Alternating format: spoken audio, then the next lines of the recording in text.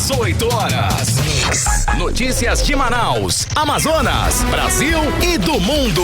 Agora na Mix. Legal, boa noite pra você em 100,7. Você na sintonia certa no melhor Mix do Brasil. 6:01, começando mais uma edição do 18 horas, Karine. Exatamente, Carlão. Boa noite pra você e boa noite pra você sintonizado aqui em 100,7. Obrigada pela sua companhia. Boa noite pra quem nos acompanha ao vivo nas redes sociais do @18 horas News, no YouTube e no Instagram. Boa noite, galera. Vamos aos destaques do programa 18 horas de hoje. Hoje, quinta-feira, carta aberta da direção do Hemoan entregue para o governo do ano passado confirma a negligência de Wilson Lima com a saúde pública do estado. O governo do Amazonas é investigado pelo Ministério Público por denúncia de falta de policiais mulheres em prisões no interior do Amazonas. Tenente da Polícia Militar é condenado a 63 anos de prisão por morte de colega de farda em Manaus. Agora 6:02, você no melhor Mix do Brasil, começando mais uma edição do programa 18 horas. Os destaques desta quinta-feira, 15 de setembro de 2022, você confere a partir de agora. Vamos juntos até às 7 com você em mais uma edição do programa 18 horas e tudo isso aqui no melhor Mix do Brasil. 18 horas. Esta semana começou, com a triste morte da pequena Luna Pinheiro, de 5 anos, filha da influenciadora digital a Ellen Lima de Souza. A tragédia comoveu a todos e provocou um intenso debate sobre a saúde pública do Amazonas. Despertou graves críticas a respeito dos gastos do governo Wilson Lima, que revela que a área da saúde não é uma prioridade desta gestão, Karine. Exatamente, Carlão. E nós aqui do 18 horas já noticiamos várias denúncias sobre a situação precária da saúde do governo do Amazonas. E não é por causa da pandemia, tá? Porque mesmo antes, em 2019, o Sindicato dos Médicos do Amazonas chegou a pedir intervenção federal na saúde do estado, tamanha a situação. Na época já faltava EPI, medicamentos e muitos profissionais denunciavam a situação precária nas unidades. E esse cenário de situação precária contrasta com a riqueza do estado. Temos a arrecadação recorde do governo do Amazonas, que somou mais de 14 bilhões de reais só no primeiro semestre desse ano. E mesmo tendo dinheiro, a população não tem acesso a serviços públicos de qualidade dignos, como deveria ter. E a morte da pequena Luna mostrou para todos a realidade nos hospitais do governo do Amazonas, que não recebe o investimento que deveria. Carta aberta da direção do Hemoan, entregue no ano passado para o governo do Amazonas, confirma a negligência de Wilson Lima com a saúde pública do estado. Em um novo vídeo publicado nas redes sociais pelo médico hematologista e ex-diretor do Hemoan, Nelson Freige, o especialista confirma que Luna morreu por falta de UTI e deixa um alerta grave. Outras mortes podem acontecer porque as condições no local são precárias. Vamos acompanhar mais detalhes sobre o assunto agora na reportagem de Nathalie Moraes. A direção do Hemoan já havia alertado no dia 27 de dezembro de 2021 o governo do Amazonas sobre a falta de estrutura no Hemocentro e da necessidade do funcionamento da nova estrutura hospitalar. Uma carta aberta foi entregue ao governador Wilson Lima sobre o atraso da obra do hospital. Segundo a direção da unidade, o local não supria mais o aumento das demandas por serviços hemoterápicos no Amazonas e as necessidades dos pacientes que precisavam de UTI. Por isso, era urgente a entrega da obra da nova estrutura. Em entrevista coletiva, ainda em 2021, o então diretor do Hemoan, o médico hematologista Nelson Freige, confirmou que o governo já havia sido informado sobre a precariedade na unidade hospitalar. Nós, desde agosto, estamos informando ao governo, à Secretaria de Estado da Saúde, ao próprio governador, a necessidade da entrega desse hospital. Inclusive, em junho, face ao nosso movimento, nós tivemos uma audiência com o governador que houve, naquela ocasião, o compromisso tanto do governo, da secretaria e do empreiteiro da entrega em outubro. A velocidade com que isso precisa ser concluído é que não permite mais que nós vez, não façamos esforço, porque são vidas que estão sendo perdidas. Na carta, a direção do Hemoan deixou clara à sociedade que as condições de assistência aos pacientes que necessitam de internação estavam precárias e muitos pacientes não conseguiam a internação necessária. O governador Wilson Lima foi alertado ainda dos riscos de colapso no atendimento dos pacientes com doenças do sangue. Em um novo vídeo, o hematologista Nelson Frade confirma que Luna morreu por falta de UTI no Hemoan. Com tristeza e um pouco de revolta, falo sobre o que aconteceu com uma das nossas pacientes que morreu por falta de UTI. Nós tentamos muito evitar que esta realidade acontecesse.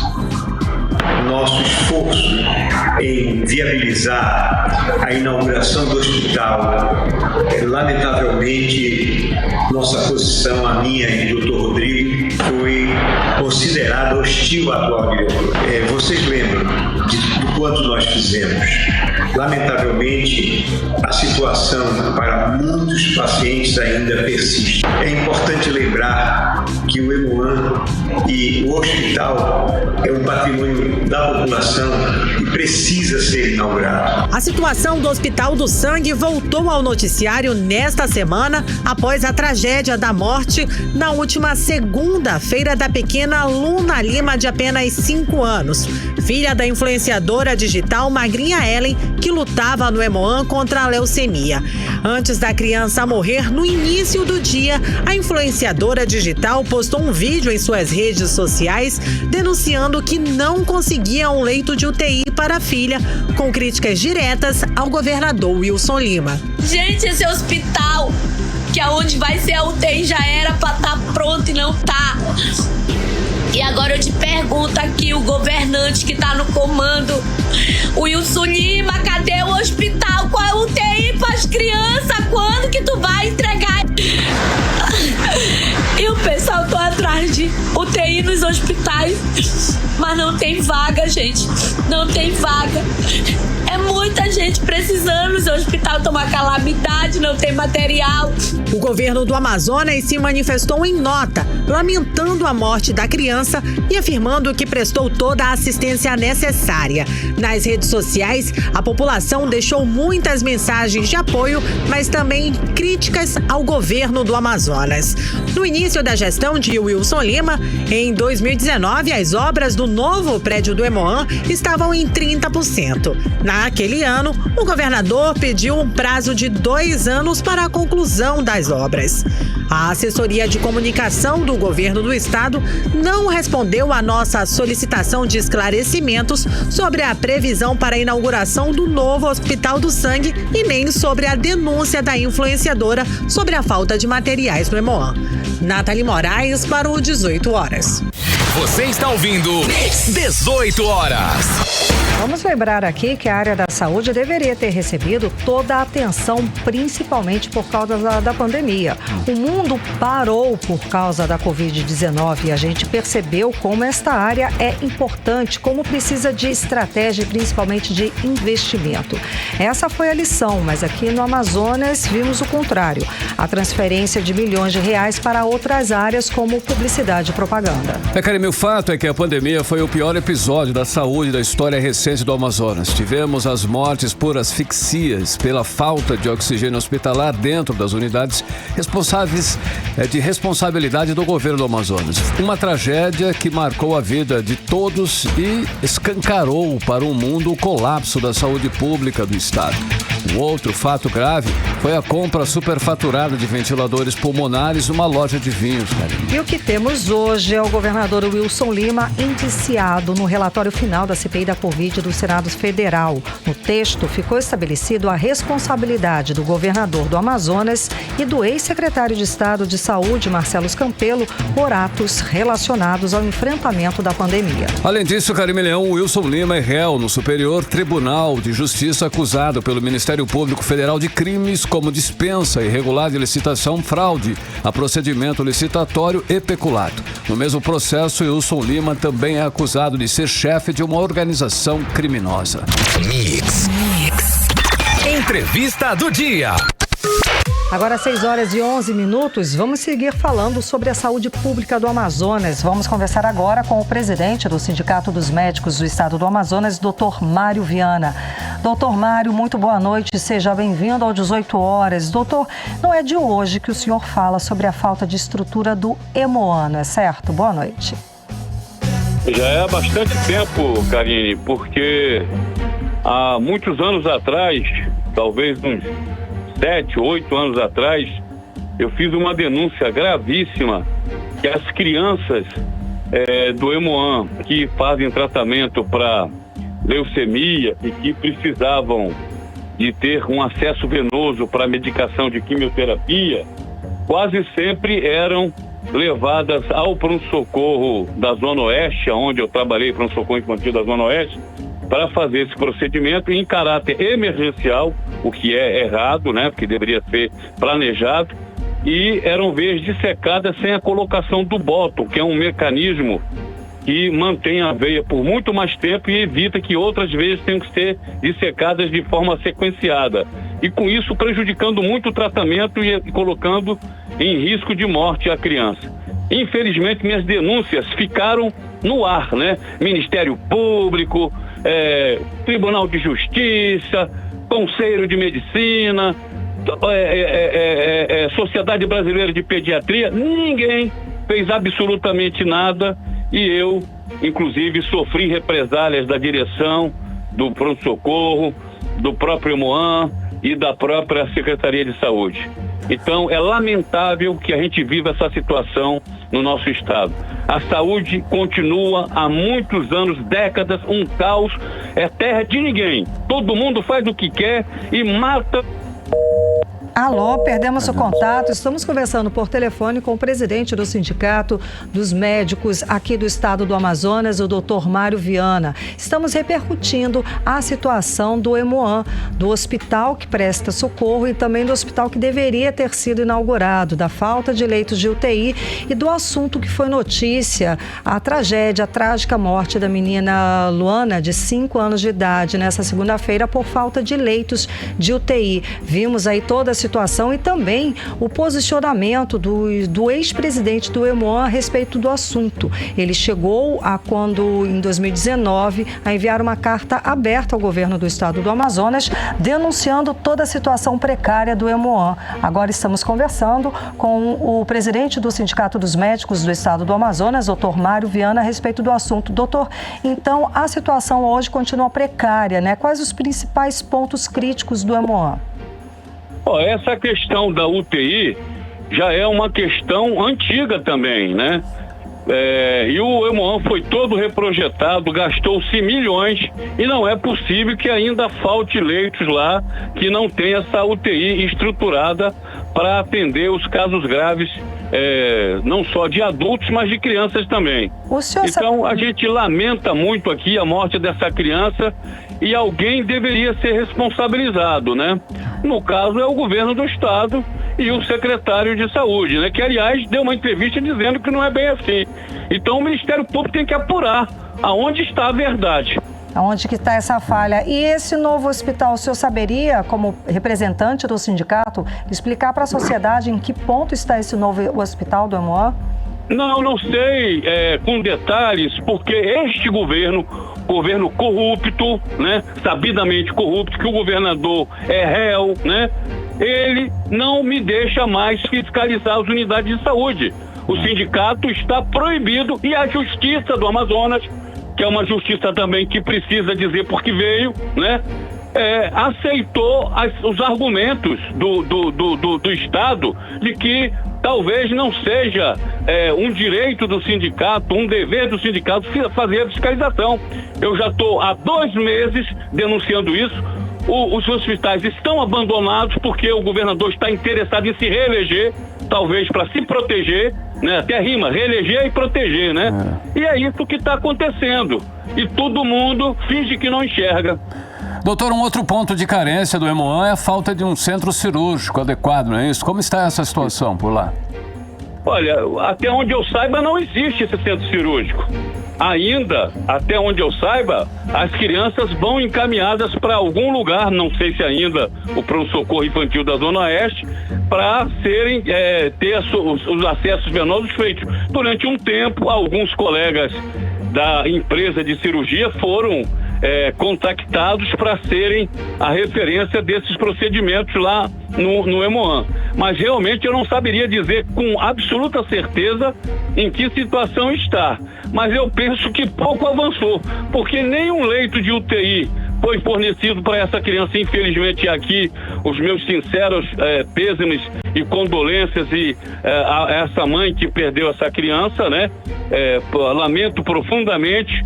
E a gente espera que isso não aconteça mais, que as autoridades que têm que fazer a fiscalização, o Ministério Público precisa agir um pouco mais, com todo respeito a essa instituição. Mas tem uma situação aí de falta de ultrassonografista nas maternidades que já vai para um mês. E fizeram me mostrar o comunicado que o Ministério fez, público, deu uma semana para o governo resolver o problema e não resolveu e continua. E aí o pessoal do Ministério Público diz que eu sou muito agressivo, talvez, nas minhas colocações. Ou a gente vai ficar vendo gente morrer e ficar quieto? É uma situação urgente, né, doutor? A vida é urgente. Vai aqui também, a gente presta toda a homenagem, toda a solidariedade à família da pequena Luna. Agora, o senhor falou de UTIs. A gente está vendo aí algumas UTIs, ou uma UTI pelo menos, no interior do estado. O senhor sabe a real situação dessas UTIs, já que a informação é difícil da gente ter, né? A informação que eu tenho é que a UTI lá de Parintins, que tanto o governo já faz propaganda, né? Esse governo é bom de propaganda, né? De gastar muito com propaganda dele mesmo, mas de realizar é pouco. A informação que eu tenho é que a UTI de Parintins não funciona plenamente, não tem todos os equipamentos e não tem os profissionais qualificados para esse tipo de atendimento, que é altamente especializado. O que a gente vê é cada vez, não só na capital, como no interior, o governo contratar empresas duvidosas na sua qualificação para a prestação do serviço, aonde me faz crer que muitas licitações não são lícitas, né?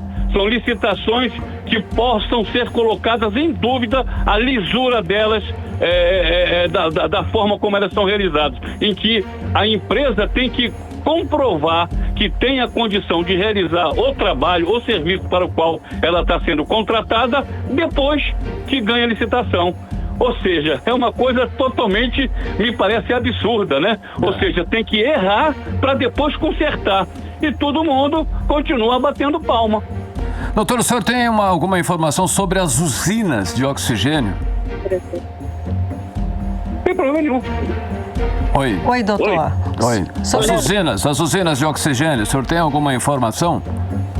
Olha, eu também não vou dizer com certeza, mas eu vi alguma coisa outro dia, chegou para mim uma denúncia de que uma usina que seria lá do Delfina, né, e de outro hospital que deveria estar funcionando já há bastante tempo para produzir o oxigênio para a própria unidade de saúde, não funcionam desde quando foram instaladas, né?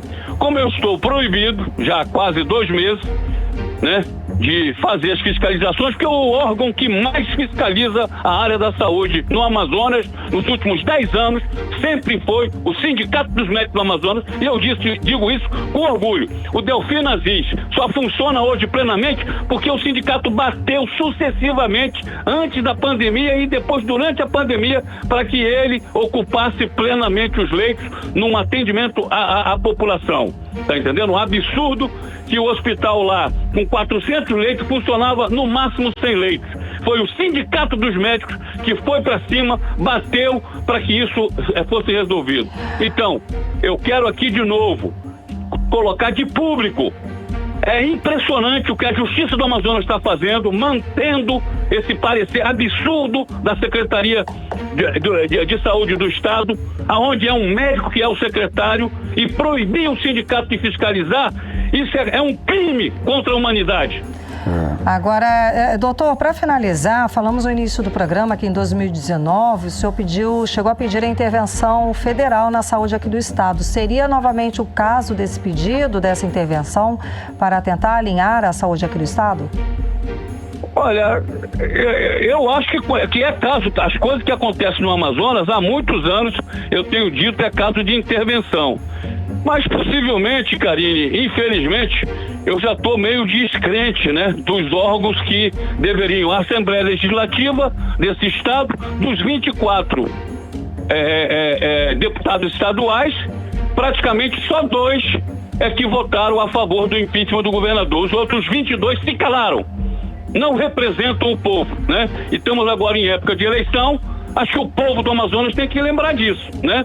E os deputados federais, na mesma vibe, como diz a garotada agora, e os senadores não muito diferentes, tá entendendo? Então é hora de trocar, é hora de realmente botar gente nova lá e cobrar. O povo tem que avaliar o seu voto de forma rigorosa, né? Porque já deve estar cansado de ser enganado, né? Não podemos mais admitir essa situação. Ok, doutor. Muito obrigada pela sua participação conversando com a gente hoje aqui no 18 Horas. Tá bom, muito obrigado aí pela oportunidade.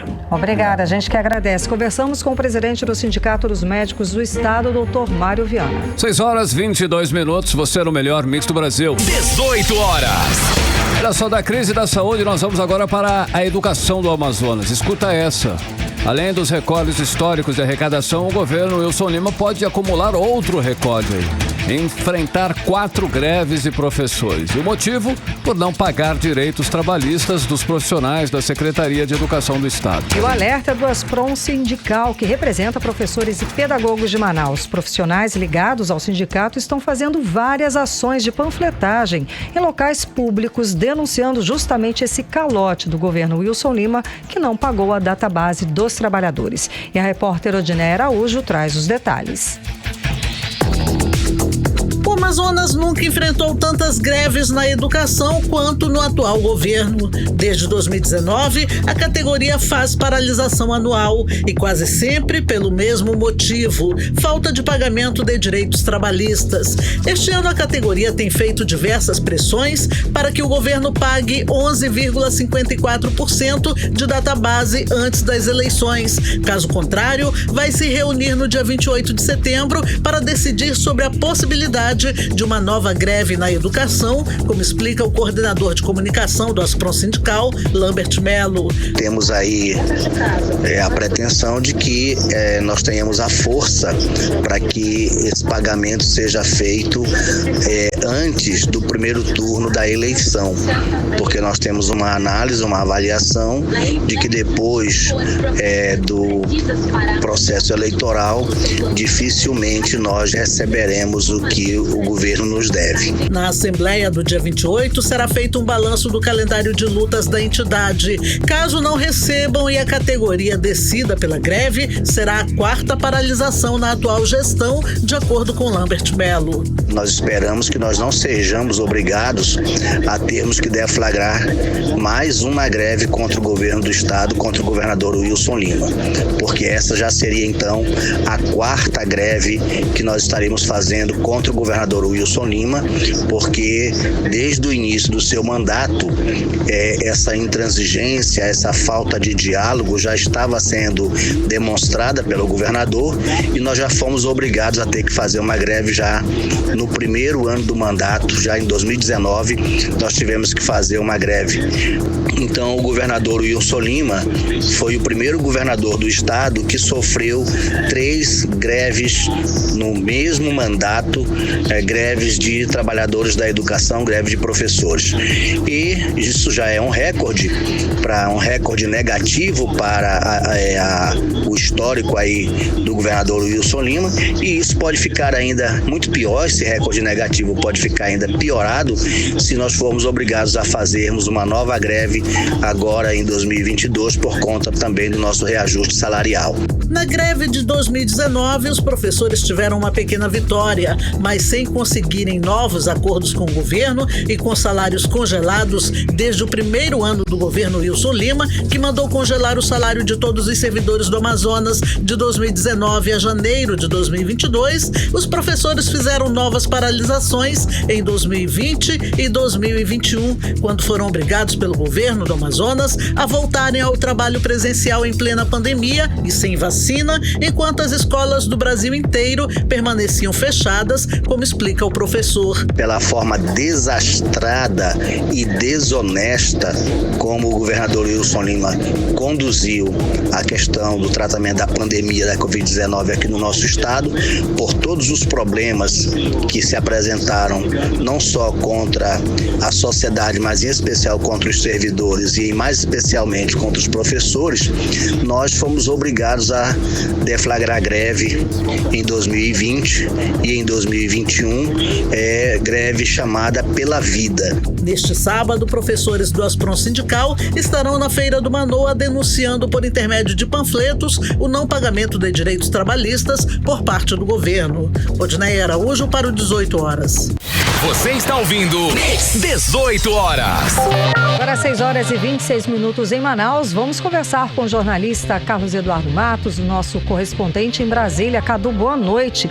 Como temos aí comentado aqui no 18 horas, a gente tem falado bastante sobre isso, essas eleições estão sendo marcadas por acentuada polarização e violência política. Cadu, agora o Tribunal Superior Eleitoral lançou uma campanha pela paz nas eleições. Cadu, conta os detalhes dessa campanha pra gente. Boa noite. Boa noite, Karine. Boa noite, Carlão. Boa noite, ouvintes do programa 18 horas e a todos que nos assistem ao vivo. É uma campanha mais que importante, né, Karine? Ela é necessária. As eleições desse ano chegaram a um nível surreal de intolerância nas ruas e também nas redes sociais, de ódio do contrário, de reação violenta às manifestações de oposição, estimulada inclusive pelos candidatos, viu? Hoje, 15 de setembro, Dia Internacional da Democracia, o presidente do TSE, o ministro Alexandre de Moraes, anunciou essa campanha, que é uma parceria entre o TSE e a CBF, para levar uma mensagem de paz nas eleições. A ideia é usar o futebol como referência, dizer que, assim como as rivalidades entre times são resolvidas em campo, as diferenças políticas devem ser resolvidas nas urnas, por meio do voto. Esse, então, é o tom que o TSE pretende adotar com a ajuda da CBF. A gente vai ouvir agora a fala do ministro Alexandre de Moraes, explicando um pouco da estratégia que deve ser adotada nessa campanha de paz nas eleições, que começa hoje. Vamos ouvir. Nós estamos vendo alguns acontecimentos lamentáveis mesmo, de violência, seja violência física, como ocorreram entre eleitores, seja violência verbal. Tivemos a oportunidade de ver recentemente um deputado estadual agredir verbalmente uma jornalista, uma coisa totalmente fora dos padrões de civilidade. Então, o Tribunal Superior Eleitoral, em conjunto com a CBF, inicia hoje a campanha pela paz nas eleições. E se inicia com uma mensagem, inclusive também com uma urna eletrônica gigante, ministra Carmen. Obviamente, se é com a CBF, teria que ser com o melhor time do Brasil no jogo Corinthians e Fluminense hoje. Se inicia, e depois do jogo do Flamengo também, o próximo é o Flamengo... Aqui eu não tenho, é um jogo do Flamengo, mas para mostrar, e essa foi a ideia da CBF e do Tribunal Superior Eleitoral, para mostrar que, assim como no esporte, adversários não são inimigos. Adversários devem se respeitar, adversários devem jogar a regra do jogo, que no caso eleitoral é a legislação eleitoral e é a Constituição. 18 horas. Acompanhamos a fala do presidente do Tribunal Superior Eleitoral, ministro Alexandre de Moraes, falando sobre essa campanha lançada hoje de paz nas eleições. Mas essa comparação também é delicada, né? Porque torcidas rivais, vou te falar uma coisa, hein, Cadu? Exatamente. A brigalhada era nada, né? Mas, enfim. Ele tentou, porque as torcidas... Não é bem assim, né? As coisas são bem resolvidas nas 4 linhas, né? Mas a gente tudo sabe bem. que tem muita briga de torcida. Mas ano a proposta de Copa. é essa, ok, né? Ano de Copa, vambora. A proposta teórica é essa, né? Que as coisas se resolvem ali dentro. Então, enfim, segue em frente. Karime, a gente ouviu que o ministro Alexandre de Moraes aí citou o caso da jornalista Vera Magalhães, né? Ela que vem sendo vítima de violência política desde quando ela foi agredida verbalmente pelo presidente Jair Bolsonaro naquele debate da TV Band. Anteontem, ela foi alvo de mais um ataque, dessa vez por um bolsonarista, candidato a deputado estadual pelo estado de São Paulo.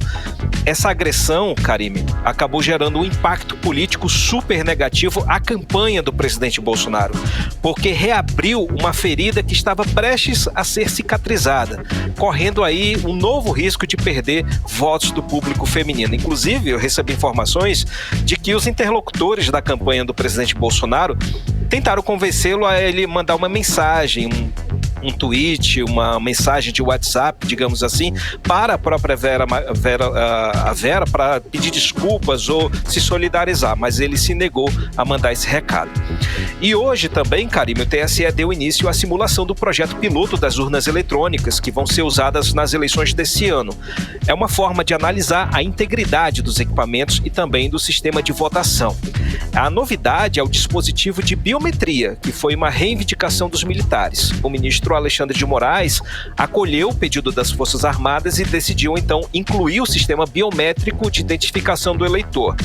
A simulação envolve a participação de 18 estados e do Distrito Federal. Qualquer pessoa pode participar, Karime, fazendo uma simulação de voto de forma voluntária. Todo esse processo aí faz parte do esquema de segurança que antecede o processo eleitoral. E, Karime, finalizando aí esse bloco aí de notícias do TSE, eu destaco também mais uma decisão contra a participação da primeira-dama Michele Bolsonaro na propaganda eleitoral do marido dela, o presidente Bolsonaro. O ministro Paulo de Tarso Sanseverino mandou tirar do ar um vídeo em que ela aparece na propaganda de Jair Bolsonaro, só que com a voz dublada. Ou seja, a primeira-dama não fala nesse vídeo, são apenas imagens. Mesmo assim, o ministro entendeu que o PL tentou burlar a lei eleitoral fazendo uma espécie de trucagem e estabeleceu, então, multa de R$25 mil. A gente lembra que há 2 semanas o TSE decidiu tirar Michele Bolsonaro da propaganda, porque ela extrapolou o tempo de participação como apoiadora na campanha do presidente Jair Bolsonaro. É inegável, né, Karime, que Michele Bolsonaro provou que tem carisma, que tem beleza e que consegue ser, de fato, uma interlocutora com o público feminino. Só que ela estava aparecendo muito mais que o próprio Bolsonaro. E deu no que deu. Ela está proibida, portanto, de aparecer na propaganda do marido de forma definitiva. E agora, falando de eleições, Karime e Carlão, a campanha do presidente Jair Bolsonaro tem um novo abacaxi para descascar. Entidades do setor farmacêutico alertaram que para o corte de 60% dos recursos do programa Farmácia Popular para o ano que vem, conforme consta na proposta de orçamento que foi enviada pelo próprio governo ao Congresso Nacional.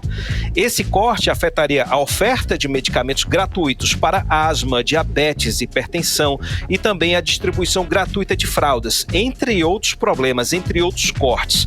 Hoje o presidente Bolsonaro tirou o dia para corrigir essa situação. Ele garantiu que os recursos do Farmácia Popular vão ser mantidos, mas esse caso aí já se tornou um tema sensível de campanha que está sendo bastante explorado politicamente por Lula, Ciro Gomes e por Simone Tebet. Karime e Carlão. Ricardo, seguindo aí falando sobre eleições 2022, o PL não repassou recursos do fundo eleitoral para pelo menos 170 candidatos. O que aconteceu, Cadu? Por quê? O motivo, Carlão, é que o partido cresceu além da conta com a chegada do presidente Bolsonaro. Hoje, a bancada do PL na Câmara dos Deputados é de 77 parlamentares, mas o fundo eleitoral foi calculado com base na bancada antiga, que era de 33 parlamentares. O repasse do fundão para o PL é astronômico, ainda assim, 312 milhões de reais, mas não deu para todo mundo. Olha a situação, Carlão. Dos 1.610 candidatos lançados pelo PL em todo o país, Para governador, senador, deputado federal, deputado estadual, 706 não viram nem a cor do dinheiro do fundão. Isso equivale aí a 43%. Quase a metade do efetivo de candidatos do PL ou desistiu da campanha ou está trabalhando com recursos próprios ou com doações. E dos 508 deputados, candidatos, a deputado federal, Carlão, 170, como você disse, não receberam dinheiro do partido. Isso mostra, Carlão, que o PL privilegiou alguns candidatos, investindo mais naqueles que têm potencial de vitória, principalmente os que disputam a reeleição e aqueles que são puxadores de voto. E esse quadro de desigualdade não é um problema só do PL, Carlão. Há desigualdade também em diversos partidos, como a gente falou ontem aqui no 18 horas. 3 partidos de centro e de direita, como PSD, Republicanos, União Brasil, destinaram juntos aí 15 milhões de reais para apenas 6 candidatos do Amazonas, que disputam a reeleição para deputado federal e senador. Essa distribuição desigual tira dinheiro daqueles candidatos outsiders, que têm chances reais de serem eleitos. Eu destaco, por exemplo, Carlão, o candidato Rodrigo Guedes, do Partido Republicanos, que disputa uma vaga na Câmara dos Deputados. Ele não recebeu nem R$1 do partido, mesmo ele despontando com chances reais de vitória. A solução foi fazer uma campanha com dinheiro de doações. O mesmo acontece aí com o vereador Amon Mendel, também candidato a deputado federal. Ele não recebeu dinheiro do partido, o Cidadania, mas tem potencial de vitória. Ele vem trabalhando forte nas redes sociais, buscando principalmente o voto do eleitor mais jovem, e todo esse trabalho vem sendo feito com dinheiro de doações. Assim como esses 2 exemplos que eu citei, Carlão, 59% dos candidatos aptos a disputar as eleições no Brasil não tiveram acesso aos recursos do fundão por meio de seus partidos.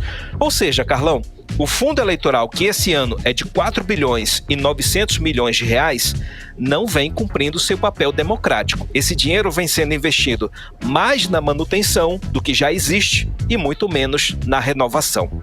Carlão e Karime. Cadu, para finalizar, muito rapidinho, você pode falar do que aconteceu, afinal de contas, com o piso salarial de enfermagem, porque o Supremo Tribunal Federal conseguiu maioria e suspendeu a lei que instituiu o piso salarial nacional da categoria. Cadu, já era agora? Por enquanto, Karime, nem tudo está perdido. Por quê? A decisão do STF é de suspender a lei que regulamenta o piso salarial nacional da enfermagem por 60 dias até que se esclareça a fonte de custeio. Quem vai apresentar esses dados, esses números, é a Câmara e o Senado, tanto que os presidentes Arthur Lira e Rodrigo Pacheco estão discutindo uma solução que ainda não foi encontrada.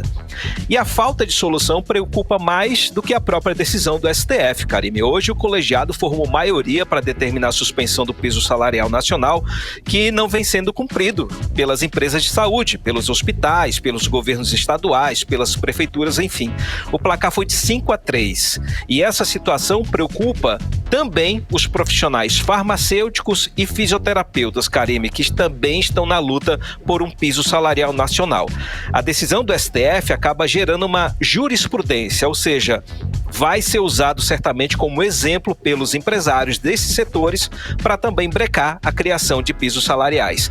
O que está em jogo agora, Karime e Carlão, são os votos dos enfermeiros, dos auxiliares de enfermagem, técnicos, aos candidatos a deputados federais e senadores que trabalharam bastante nessa pauta. Volto com vocês, Karime e Carlão. Obrigada pelas informações, Cadu. Boa noite, bom trabalho. Abraço, gente. Tchau, tchau. Até mais. Tchau, tchau. Tchau, tchau. 18 horas. 6h39. Daqui a pouquinho você confere no 18 horas. O governo do Amazonas é investigado pelo Ministério Público por denúncia de falta de policiais mulheres em prisões do estado. É o nosso assunto em instantes. 18 horas. Agora nós vamos conferir a previsão do tempo. O tempo e a temperatura para hoje, quinta-feira, e também já a madrugada de sexta. Tempo com Karime Leão. Previsão do tempo. Segundo informações do Clima Tempo, chove rápido durante essa noite e madrugada. A mínima prevista é de 24 graus, a máxima não deve passar dos 34 graus. As chances de chuva são de 67% e a umidade relativa do ar fica entre 48% e 94%. Mix Olha, o governo do Amazonas e a Secretaria de Segurança Pública do Amazonas mais uma vez entram na mira do Ministério Público do Amazonas pela falta de gestão do governo do estado com a segurança pública.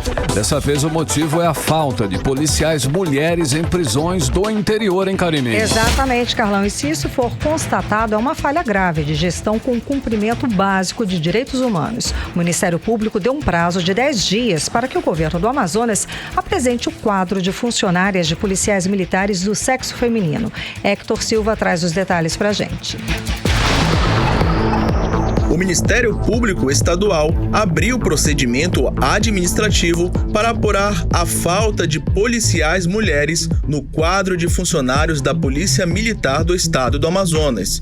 De início, o órgão de controle informou que está acompanhando a alocação de policiais penais femininas para a unidade prisional de Parintins, município distante 369 quilômetros de Manaus, já que na portaria, o promotor de justiça Marcelo Bitarães de Souza Barros diz constatar a ausência de uma mulher na unidade prisional daquele município.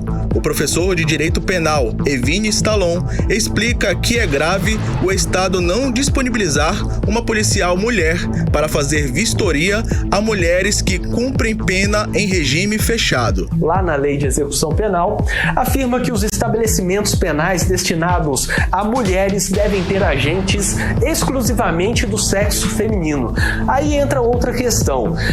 Está correta essa previsão? Obviamente é uma previsão que tem o objetivo de dar dignidade à mulher presa para que ela não tenha que lidar com agentes dos estabelecimentos prisionais, agentes penitenciários do sexo masculino, que podem eventualmente, isso em qualquer local em que há um confinamento, em que há a retenção da liberdade, uma superioridade por uso de arma ou qualquer outra coisa, pode gerar esse tipo de situação. Eu não estou dizendo que vai acontecer, que em qualquer situação vai acontecer esse tipo de coisa, que vai ocorrer algum estupro ou algo semelhante. Mas até para gerar um conforto e uma confiança maior para a mulher presa, essa previsão legal é muito importante. Na portaria de instauração do procedimento, publicado no Diário Oficial do Ministério Público da terça-feira, dia 14 de setembro, o promotor considera que a administração pública deve obedecer aos princípios de legalidade, impessoalidade, moralidade, publicidade e eficiência, e que a busca em mulher será feita por outra mulher e que o visitante e seus pertences, por motivo de segurança, serão revistados, observado respeito à dignidade da pessoa humana por pessoas do mesmo sexo do visitante. E afirma que a unidade prisional não dispõe de uma policial penal feminina para realizar as buscas e as visitas nas visitantes mulheres. Procurados pela reportagem do 18 Horas, a SEAP, Secretaria de Administração Penitenciária do Amazonas, não se pronunciou. Hector Silva para o 18 Horas. Você está ouvindo 18 Horas. 6 horas 43 minutos. Daqui a pouco, aqui no 18 Horas, tenente da Polícia Militar é condenado a 63 anos de prisão por morte de colega de farda em Manaus. 18 Horas. E agora vamos falar dos bastidores da política local. Vamos conversar com a repórter Artemisa Gadelha. Artemisa, boa noite, Artemisa. O comentário hoje foi a fala do governador Wilson Lima durante a entrevista, numa TV, de que não é com hospitais que se combate a crise da saúde. Deixou muita gente indignada até. Qual foi a repercussão no meio político, Artemisa? Boa noite. Acredita que só a oposição comentou a fala do governador Wilson Lima? Por que será? Boa noite, Carime, boa noite, Carlão. Boa noite a todos que acompanham o programa 18 Horas. Bom, mais uma vez, o governador se contradiz aí nas respostas. Essa fala dele foi durante a entrevista ao Jornal do Amazonas, primeira edição da região amazônica. Então, a jornalista Alane Guzmão pergunta que não houve inauguração, uma das primeiras perguntas dela, inclusive, por que não houve inauguração de hospitais na gestão de Wilson Wilson Lima, e que é algo que a população pede muito. E ele acaba finalizando a pergunta porque não foi possível construir novos hospitais. E aí o governador responde com firmeza, Karime, Carlão e ouvintes, que não é com o hospital, construindo hospital, de que o governo vai resolver o problema da saúde do Amazonas. E ao final da resposta, o pior de tudo, ele ri da situação. Um gesto, no mínimo, né, ficou parecendo ali um gesto debochado. Vamos acompanhar esse trecho? Se você estiver pelo Instagram e pelo YouTube do 18 Horas, vai acompanhar o trecho da entrevista na Rede Amazônica com o governador Wilson Lima. Vamos acompanhar agora.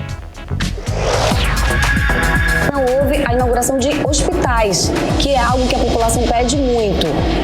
Por que não deu para construir hospitais, candidato? Não é o hospital que a gente vai, não é com o hospital, construindo o hospital que a gente vai resolver o problema da saúde do estado do Amazonas. 18 horas.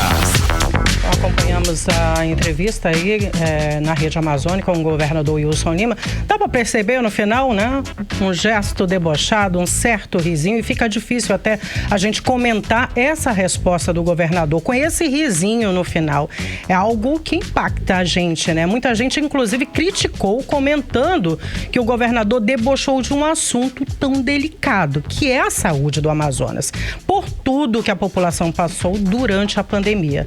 E nós separamos algumas das milhares de mensagens deixadas nas redes sociais sobre essa resposta do governador Wilson Lima. Nós vamos acompanhar agora no telão a primeira mensagem. Ele não sabe de nada, nunca deveria ter sido governador, teve sorte, agora vamos mudar isso. A próxima mensagem: ainda ri da desgraça. Temos mais uma. E se resolve com valas no cemitério, governador? Uma pergunta para ele. Vai rindo, Wilson Lima, enquanto o povo chora, dizem que quem ri por último ri melhor. Dia 2 tá chegando. Temos mais uma? Pior é o sorrisinho de sarcasmo que ele dá ao falar. Bom, essas foram algumas das mensagens separadas. Bom, é no mínimo, né, uma falta de respeito aí com a população do Amazonas, com os 14 mil mortos na pandemia, com as pessoas que morreram pela falta de oxigênio. Bom, perdão, Karime, viu? Eu tive que, inclusive, contextualizar o assunto, que agora sim, né, eu vou falar aí da repercussão no meio político. Eu entrei, inclusive, em contato com a assessoria do presidente da Assembleia Legislativa do Estado do Amazonas, presidente Roberto Cidade, deputado Roberto Cidade, mas quando se trata de Wilson Lima, que é aliado, né, do presidente da Assembleia, bom, ele nunca responde os nossos pedidos de nota. Entrei em contato também com a assessoria do capitão Alberto Neto, deputado federal do PL, também não tive retorno, entre outros que estão ao lado de Wilson Lima, né? Todos que estão ao lado do governador não responderam. Esqueceram que deveria estar, antes de tudo, né, ao lado do povo, e deveriam fiscalizar e denunciar as irregularidades desse governo. Bom, eu conversei também com o deputado José Ricardo, do Partido dos Trabalhadores, que, segundo ele é notório a maioria dos hospitais, que a maioria dos hospitais estão lotados, e que o governo do estado já deveria ter construído, sim, novos hospitais e também ampliado os atuais. Vamos, então, ouvir o deputado José Ricardo. Não sei o que o governo do estado faz com todo o acréscimo de recursos que teve no orçamento ao longo agora desses últimos 4 anos aí. E a população sofre por conta das questões de filas de exames, que nunca tem uma resposta, não tem agilidade, muita gente morrendo nessas filas aguardando exames. 18 horas. Conversei também com o deputado Dermilson Chagas, do Partido Republicano, sobre o assunto. Ele comentou que a fala do governador foi muito infeliz. Eu acho que ele está perdido, foi infeliz na sua colocação e não sabe o que diz. Atualmente, se a estrutura é adequada, o que está faltando para prestar um bom serviço à população do nosso estado e do interior? O que está faltando? Porque tantas pessoas na espera de cirurgias, consultas e exames. Eu acho que ele não soube responder por conhecimento de causa a matéria. 18 horas. Bom, vimos então o deputado Dermilson Chagas e o deputado Wilker Barreto, deputado do Cidadania. Ele está numa viagem, está voltando para Manaus e ele enviou nota, não pôde enviar áudio. Ele diz o seguinte: é uma vergonha a resposta do governador do Amazonas, menosprezando a construção de hospitais, sendo um verdadeiro desrespeito com o nosso povo. Vale ressaltar que devido ao inchaço em alguns hospitais, como é o caso do Francisca Mendes, que trata dos cardiopatas, e devido ao déficit de estrutura hospitalar, essa precariedade, aliás, foi vista no mais recente caso de uma mãe que perdeu uma filha por falta de UTI em Manaus. Voltando ao caso do Francisca Mendes, os dados que tenho é que mais de 700 pessoas estão na fila para realizar procedimento. Mais um dos problemas desta unidade de saúde e também da necessidade de ampliação por conta da demanda. Do jeito que está, levará mais de um ano para zerar a fila, se ela não crescer ainda mais. E o coração espera? Ele pergunta.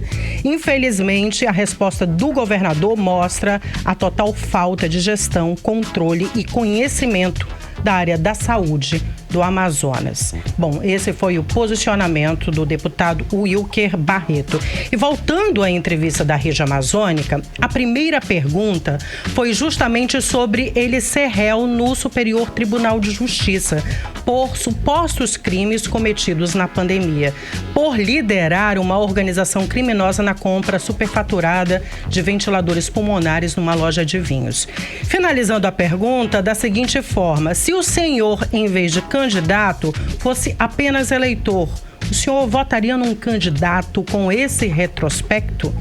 Wilson Lima disse que não há nenhuma prova contra ele nesse processo, sendo que ele se tornou réu por unanimidade no Superior Tribunal de Justiça. E no fim, ele não respondeu se votaria nele caso fosse eleitor. Deixou isso em aberto. Não respondeu também se houve corrupção no governo dele, sobre ser julgado ainda pelo Superior Tribunal de Justiça na denúncia por irregularidades no uso do dinheiro do governo federal durante a pandemia e caso seja condenado. Wilson Lima disse que tudo o que o governo dele fez durante a pandemia foi um trabalho contra o tempo para salvar vidas e que não há provas contra ele. Sobre ter escolhido mal o secretariado dele, de quatro secretários que foram presos, 3 da saúde e 1 da inteligência. Ele foi perguntado se ele não escolheu mal, né? Ele disse que não, que todas as escolhas teve critérios técnicos de pessoas qualificadas. Bom, todos os outros problemas, ele disse que era um problema de 40 anos atrás, de gestões passadas. Ele não assumiu nada e várias vezes falou aos apresentadores que discordava da pergunta. Disse ainda que foi para cima do tráfico de drogas como nunca se fez antes na história do Amazonas. Mas as delegacias estão fechando, às 5 horas da tarde. Não abrem nem nos feriados. Bom, sobre as obras da M010, ele trocou de empresa, teve trechos ali que nós vimos durante a construção, trechos que se tornaram intransitáveis. Bom, o governador discordou novamente das perguntas dos apresentadores, disse que não há nenhum trecho intransitável na M010. Eu acompanhei essa entrevista no local onde tinham vários grupos e muita gente se espantou com as respostas do governador Wilson Lima, perguntando em qual Amazonas ele governa. Karime Carlão. Ok. Muito obrigada pelas informações, Artemisa Gadelha. Boa noite, bom trabalho. Para vocês também. Até amanhã. Tchau, tchau. 6 horas e 54 minutos. Você no melhor mix do Brasil. 18 horas. Olha só, terminou nesta quarta-feira o julgamento do ex-policial Joselito Pessoa. O caso se estendia desde 2019. O ex-tenente foi acusado e julgado ontem por ter matado Elisandro Santos Lousada e Graziano Monteiro Negreiros e pela tentativa de assassinato de outras 2 pessoas. O repórter Hector Silva acompanhou o julgamento e traz os detalhes agora pra gente.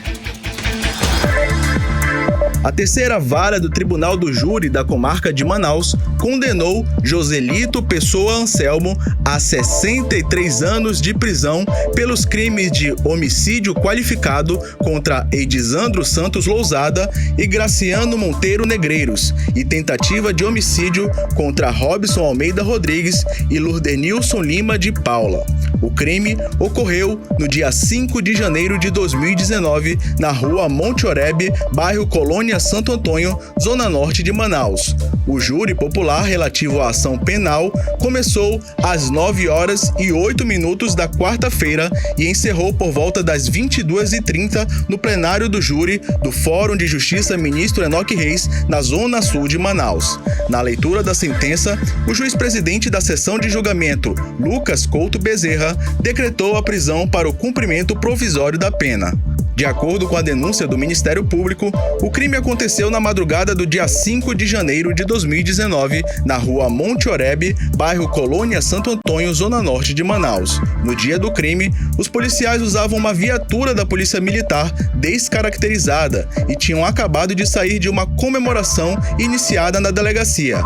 Graciano conduzia o automóvel e todos seriam levados para casa. No entanto, conforme a polícia, houve um desentendimento entre eles e o tenente Joselito disparou na nuca de Graciano, que perdeu o controle do veículo e acabou capotando. O sargento Edisandro também foi atingido com um tiro na cabeça. Chegou a ser encaminhado para a unidade de saúde, mas não resistiu aos ferimentos e faleceu. O tenente Joselito também foi ouvido. Ele disse que ficaria calado sobre as denúncias que lhe foram imputadas.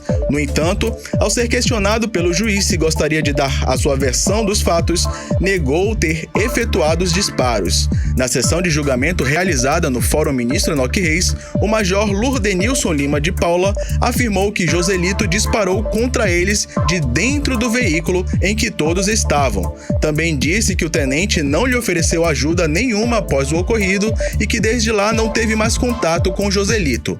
O agora condenado Joselito já foi encaminhado para a prisão, mas a sua defesa já afirmou extraoficialmente de que irá recorrer da decisão. Hector Silva para o 18 horas. Você está ouvindo 18 horas. E depois de mais de 2 anos, depois que a Organização Mundial de Saúde declarou emergência da saúde global para a Covid-19, a entidade afirma que o fim da pandemia está próximo, tá? A declaração foi feita nesta quarta-feira pelo diretor-geral da OMS, Tedros Adhanom.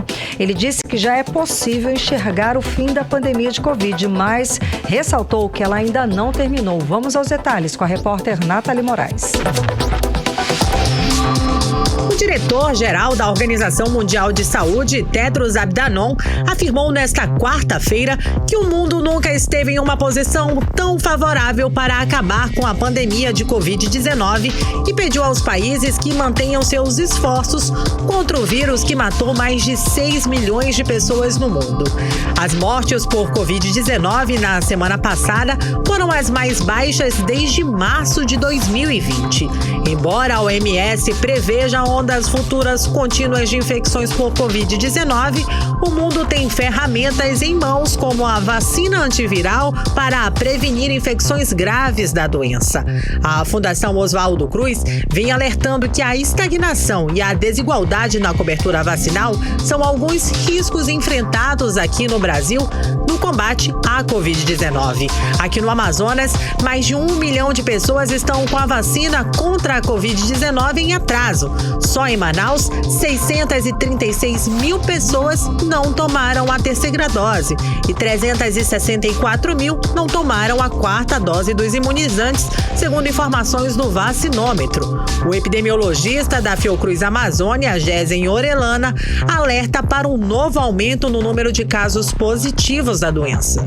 É muito difícil nós vermos essa aspiração, esse chamado para ação do Dr. Tedros Adhanom, para o fim definitivo da pandemia de Covid-19. Eu vejo isso com um certo pessimismo em cenários como o do Amazonas, que persistem em flexibilizar cada vez mais e mais e mais as medidas que visam conter a circulação do vírus em plena pandemia, né? É bom lembrar que a Organização Mundial de Saúde não deu a pandemia como encerrada, portanto nós estamos com a pandemia ativa, estamos com a epidemia ativa no Brasil e podemos sim esgotar esse cenário e tornar a situação definitivamente controlada. Segundo o último boletim epidemiológico divulgado pela OMS, o número de casos da doença caiu em 28% na semana de 5 a 11 de setembro em relação à semana anterior.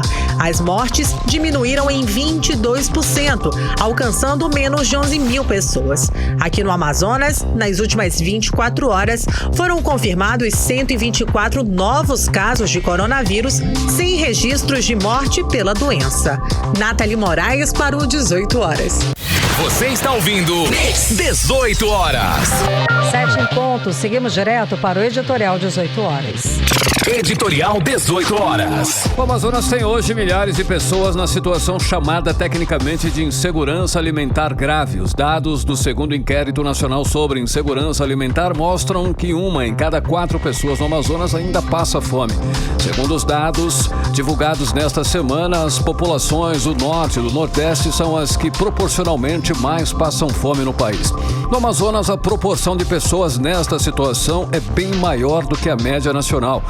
Os números mostram que as ações das autoridades e da sociedade contra a fome até agora não têm sido suficientes. Por isso é preciso, de forma urgente, buscar saídas para diminuir e acabar com este sofrimento de milhares de brasileiros, incluindo cerca de 500 mil mulheres, homens, idosos, jovens e crianças que passam fome aqui no estado do Amazonas. 18 horas. 7-1, Carimilhão, boa noite. Boa noite. Continue bem, continue em 100,7 até amanhã. Você ouviu 18 horas. As notícias do Brasil e do mundo. De volta amanhã.